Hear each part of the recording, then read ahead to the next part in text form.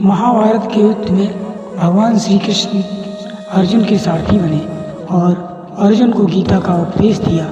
यह उपदेश जितना उस दौरान प्रासंगिक था उतना ही आज भी है, क्योंकि आज के समय में मनुष्य के जीवन ही एक संघर्ष बनता जा रहा है। ऐसे में आप यहाँ जान सकते हैं कि किन परिस्थितियों के कारण मनुष्य पाप में भागीदार बनता है और इससे किस प्रकार बचा जा सकता है।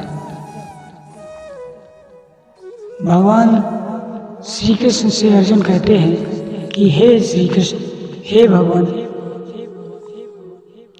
यह एक प्रश्न पूछता है कि मनुष्य न चाहते हुए भी बुरे कर्म क्यों करता है, जिसके उत्तर में भगवान श्री कृष्ण कहते हैं कि मनुष्य की वासना और निजी स्वार्थ, निहित स्वार्थ के चलते ही वह पाप करने के लिए विवश हो जाता है।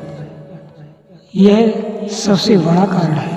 पाप करने की सबसे बड़ी वजह मनुष्य की काम वासना, किसी भी चीज़ को पाने की इच्छा है, क्योंकि काम वासना से क्रोध उत्पन्न होता है और क्रोध से भ्रम पैदा होता है, जिससे सबसे पहले बुद्धि नष्ट हो जाती है और यही मनुष्य के विनाश का कारण बनती है।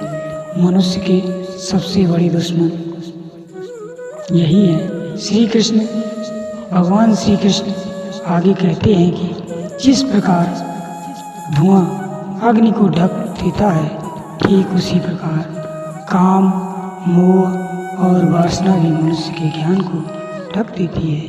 इन्हीं कारणों के चलते मनुष्य पाप करने के लिए विवश हो जाता है। ऐसे बचे पाप से। भगवान श्री कृष्ण पाप से बचने के लिए कुछ उपाय भी गीता में बताते हैं, जिसके अनुसार मनुष्य को आसक्ति तथा विरक्ति के प्रभाव के अधीन नहीं होना चाहिए। जब किसी व्यक्ति में आसक्ति और विरक्ति का अभाव होता है तो उस जीवन को ही उत्तम माना जाता है।